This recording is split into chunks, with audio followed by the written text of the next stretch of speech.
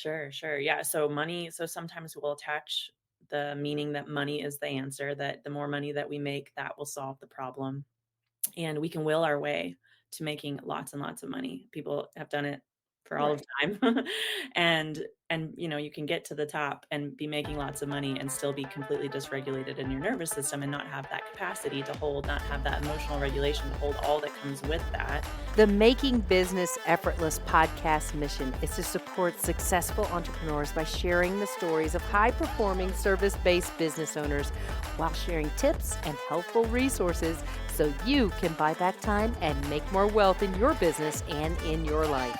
I am on with Chelsie Hopperstad, and I'm super excited to share this because this is something that I feel is not recognized enough in the entrepreneurial space. So before we even go down this road of emotional regulation and talking about some of the things that entrepreneurship can make you face, I would like to introduce the person who's going to help us do that today. So Chelsea, tell me a little bit more about your body conscious change. It's your virtual version of your business. What's the goal there? Yeah. So Body Conscious Change is my online virtual business mentorship program. And really, Body Conscious Change in and of itself is a framework that I use. And Body Conscious Change for business is where I apply that framework. Body Conscious Change, the intention there, what I call is a reflective process for you as a business owner to really identify those areas where you're running up against resistance, that resistance that's potentially preventing you from moving into the space of success that you desire as a business owner. Yeah, I think that we tend to focus too much on we've got to get this done. We have to meet whatever our income goals are, 10K months, 20K months, and we focus so much on the end game that we forget there's a lot that goes on in between all of these goals that we want to set for ourselves.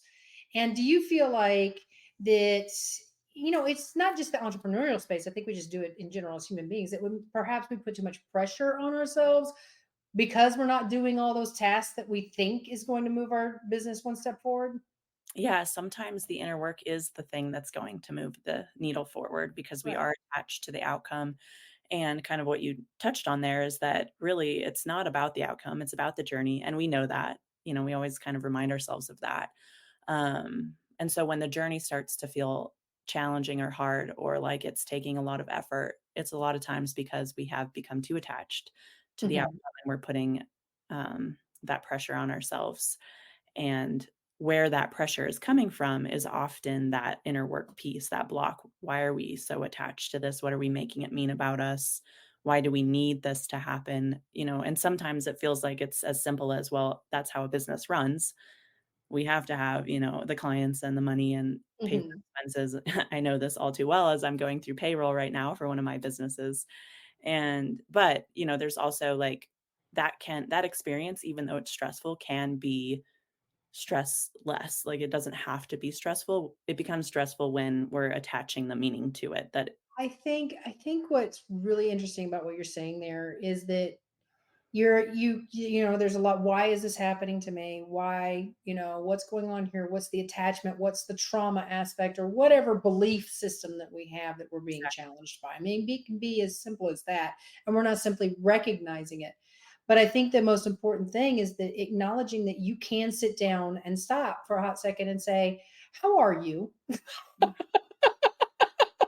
And not realize how much you're putting on yourself and because I often tell myself, Mhm. be gentle. Because, like, for example, right now, I'll just give you because right now is like a perfect example. I don't know. It's like, great, this is going on. But my horses, I've been moving them around a little bit, and I've been in an effort to find a place that where I know they're safe and somebody is, can take care of them and create that safe place for them, and they're happy, so that I can run my business and kind of just come out and ride them, and enjoy them versus doing fence line and worrying about them constantly and all that kind of stuff.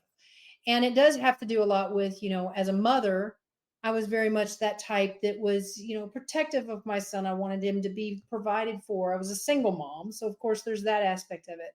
So I begin to realize there's a lot of things about me that goes into that same kind of mode of the single mom with a toddler that I tend to do with my horses. And it's like, okay, just you start overthinking, Sure. right? And you start obsessing. And then it was almost like I felt like I was saying to myself, finding something to worry about almost. Mm, Just trying to find something to worry about. And that's when I realized what the problem was not that anything that I was doing. I was doing everything that I knew that I could do, but I was trying to control something that I couldn't control. But what could I do to make it better? And mm, these are things that as an entrepreneur, I think that we need to learn how to do is to be okay when you simply are beating your head up against the wall. It's not working. There's got to be another way. It could be under the wall. It could be over the wall. It could be just completely bypass the wall. I think yeah, that as we do that, we start to get blinders on as to all the loud noise of people telling us what to do. We start to create boundaries as we go. But I think the first thing we need to recognize is this is not something that's an overnight success that you can do in 90 days. right, This is right. an ongoing thing. It doesn't matter if you're making 5 billion or nothing in your business. You're going to still wake up in the middle of the night with that little bit of panic attack that says, are we going to meet my income goals this month? Mhm. That Yeah, still happens. yeah, it doesn't matter, yeah, what Yeah. stage of money you're making, that will definitely still happen, as long as there's meaning that you're making about needing to have that money. And so, like, what you had described was your mind starts racing and kind of like almost doing extra to to try to control an outcome of something that you don't have control over. So to me, that's a sign that your nervous system has reached its capacity. So Yep. this is the inner work, this is the emotional regulation. And so when your nervous system is dysregulated, that's when you get the thoughts, the mind racing, you're not present in the moment. You're It's now thinking reactive. out It's of very reactive. exactly. And so that's where what you said at the very beginning, taking a pause, being gentle with yourself, and kind of in that space of slowness and stepping back, asking yourself, like, what is within my control? What's not within my control? What am I attaching to the outcome? What am I making mean about like, what am I making this mean about me, that I'm not doing enough, that I'm not good enough, that no one wants to work with me, or whatever it may be, this Right. exactly the belief that's starting to come up. And there's nervous system capacity work you can do so that those parts don't actually get activated as often, and that increases your capacity. So your nervous system capacity increasing allows you to take on more and to do more, or to Well, I think it's too, yeah, like we were talking about before we got on to record, was the effortless aspect of it.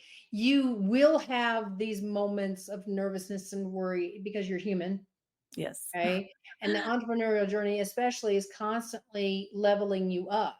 Yep. And it's constantly reminding you of these same things, the reasons why you procrastinate, the reasons why you avoid things, the reasons why you sit there and tell yourself you're not good enough, and all of that will constantly be questioned. But the good news is you get better at navigating it because you start to learn how to regulate it. You start to, there's like, for example, when I get on calls sometimes with strategy calls, especially when I got a really hectic day and I get on a call with a strategy as a strategy call, with somebody to support them, free consult.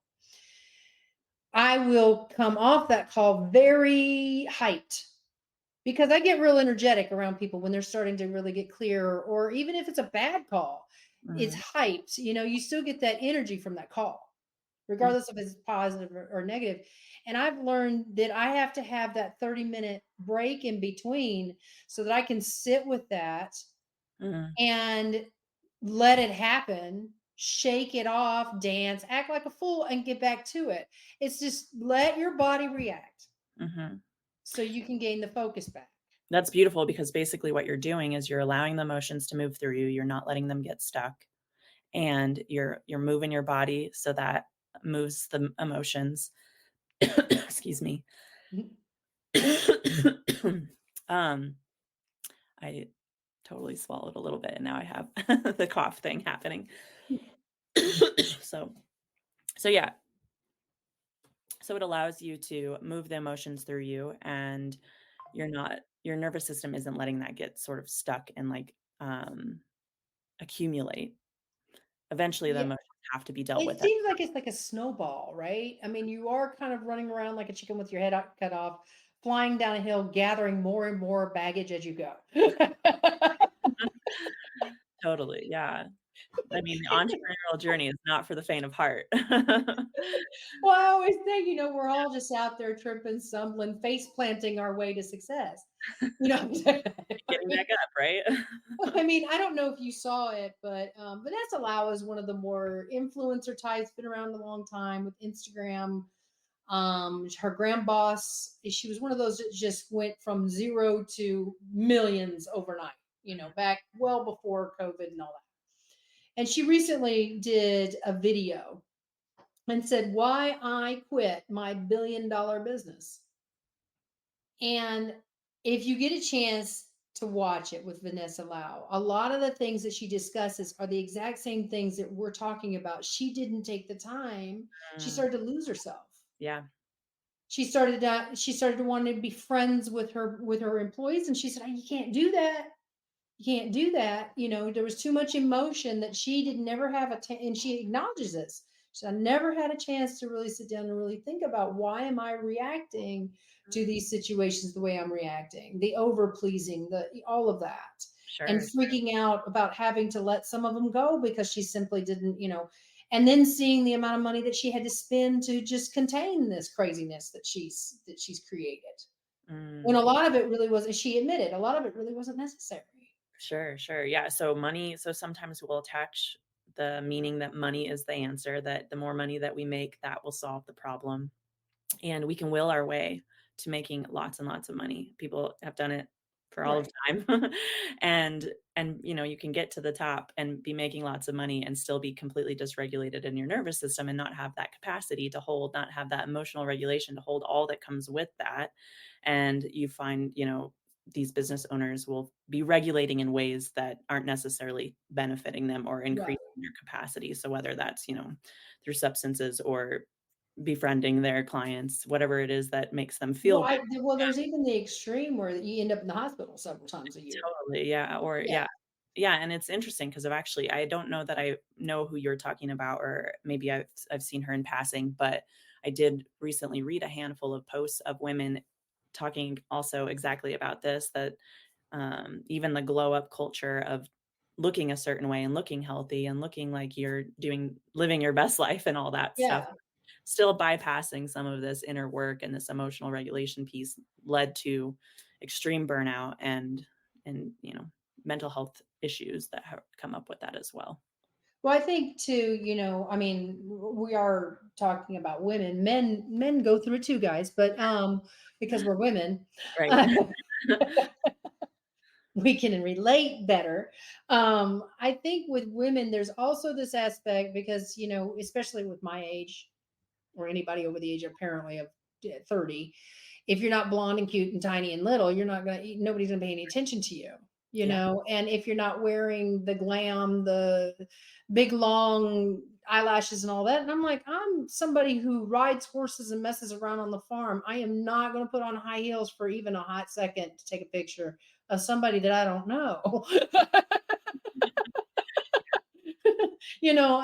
I'm just, it's more about owning who you are, and that releases a lot of it, and being able to just come out and say, yeah, I mess up. That Right. doesn't mean I'm a failure. It just means I'm a human being, and I'm gonna mess up. Right. It's Yeah. totally I okay. I heard from one of the coaches I've worked with before that the most magnetic thing is truth. And so Mhm. if you are showing up in this way that you think you need to look a certain way versus showing up exactly as who you are, then, then you're going to have to work a little bit harder to achieve the results. Whereas if you're just, so I was thinking about this, what makes a business run effortlessly is both nervous system capacity, increasing your nervous system, doing the inner work, emotional regulation, as well as alignment. And alignment comes with being on a path of truth, being exactly who you are, authentic expression, and like authentic alignment with who you're meant to work with, how you're supposed to show up in the world. The Mhm. more you're trying to do things that are out of alignment or not in your truth or not who you are, the harder you're going to have to work at it. Right. Well, like for example, I tell my clients, sit down and think about how you like to be sold to. Anytime you have a situation where you hand somebody money, including grocery store, think about that interaction and how it made you feel, right?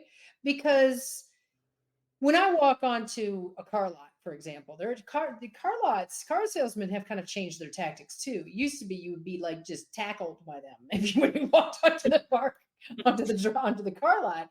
And now some of them are just like, "Hey, how you doing?" They just keep going. Mm, But they're watching you. You know, you get the stalkers. And then there's the other ones that just like can feel you enter the lot and they know exactly when to walk up to you and say, "Are you looking for a car?" They mhm. don't even bother you. They just magically come out of nowhere like they already know that you're considering purchasing that vehicle, and they leave you alone to figure it out. And everybody responds to different types of ways that people are sold to. Some people want the person that walks up and says, "Hey, this is what you need." While others are like, "Just leave me alone for a hot second. Let me figure this out." Right, yeah, and so how we buy, we're gonna buy exactly what Yeah, we're gonna buy. We're gonna buy we something. like buying things. People like to spend money, and so it's that attunement and that authentic connection that you're attuned to as a business owner, because that's also, and I think too, like, we sell how we like to buy, Yeah. and if we Yeah. like tap into that, then that's gonna be also more Well, effortless. you feel better about the way that you're presenting your services when you sell like the way you like to buy. You'll also attract people that like to be sold to like that. And it just makes it easier because you're not Exactly, trying to convince people using something that doesn't align with anybody in the room exactly, you yep, know so that is I think a lot of us tend to forget all these interconnections because nightmare clients come to us for a reason, and mhm, they are the ones that will actually reveal some of those things that maybe perhaps you didn't realize would have anything to do with business that mhm, you experienced in your life. And the mhm, way that you react to that nightmare client can tell you so much about yourself, right. so much about yourself. And you get that's people talk about the thick skin of some of these successful entrepreneurs. That's it right there. Right, and and it's like the make it or break it. So if you're using this sort of body conscious change approach, that's the reflective process. So this nightmare client is now in your field, so you get to use this reflection, like, where have I been at internally that Yeah. resulted in this, right? And so, I'm outside of my capacity. I don't feel like I have enough money, enough this, enough Or that. maybe it's even hidden inside of your message somewhere where you're speaking to that sort of Exactly. person for some reason, Well, and something that comes out in your messaging Yeah. based on where you're at internally, and that's where it starts, is it from the internal. So then if you're in scarcity, now you're putting out there your disempowerment and then They feel most it. likely attracting their They disempowerment. absolutely feel it. They know it when they see it and they know it. And that's just like I told you, earlier about my strategy calls or direct sales calls. I have a buffer in between that Mhm, gives me plenty of time to bring myself back down to earth. I don't know what it is. I quit asking why. I just figure it's just an energetic thing that happens when I get online. It mm, could be the tech, who knows? I just know I get hyped and then get out of focus. So I sure. need to just experience it, come out of it, shake it off, get back to the next call. Otherwise, I'm going to be bringing that into every call. And no client needs that. They need me present and they need me focused. Yeah, I think that's a really great example and really great that you do that too, that you figured that out and to just let that sort of discharge that extra energy that you've taken on, and that is definitely one aspect of how our nervous system works. We need that space to discharge extra energy, and that energy can, Well, I think too, I think your message is very we're gonna wrap up here in just a few minutes, but I just want to hit point on this one. I think that what you're doing is making them recognize that it's okay to be a human being and freak out, that success does not stop you from worry. Success does not stop you from messing things up. Success doesn't stop you from feeling like a, idiot or whatever you're telling yourself, right? Whatever kind of stupid belief you're trying to tell yourself. But what it does bring, what happens with your journey is where the confidence builds. The confidence doesn't come from the success. The confidence comes from you doing this work. exactly. Yes. So as soon as we outsource our power to needing the success to be the answer, needing the money to be the answer, to make us feel good on the inside. We're going to just be in the pattern, in a cycle of chasing those things.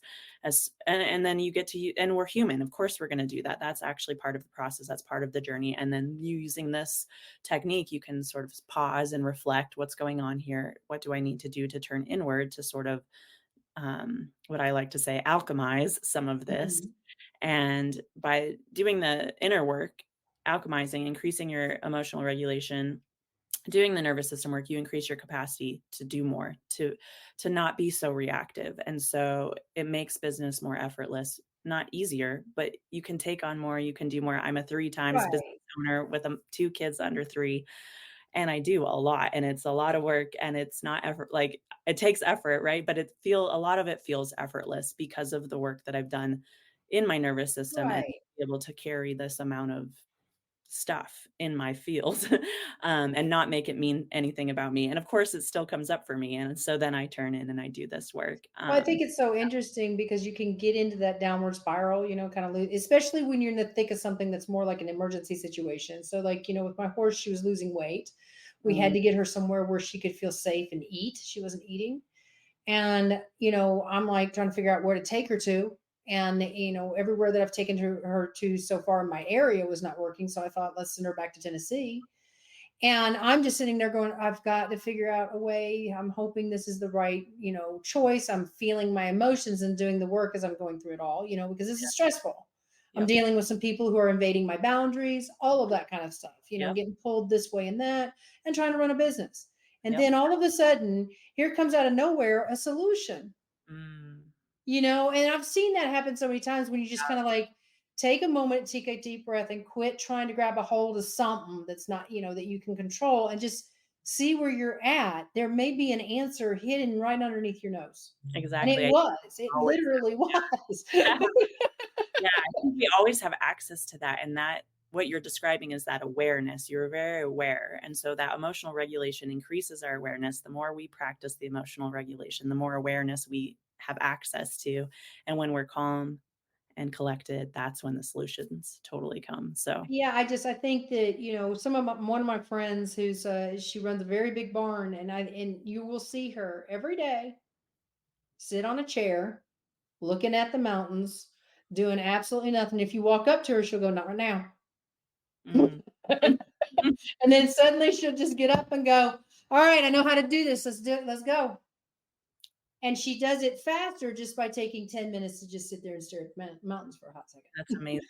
That's an amazing example of how sometimes slowing down is how we speed up. Yeah. Yeah, because she'll sit there and go, "Okay, if I just do this one thing, that'll make it faster." Mm.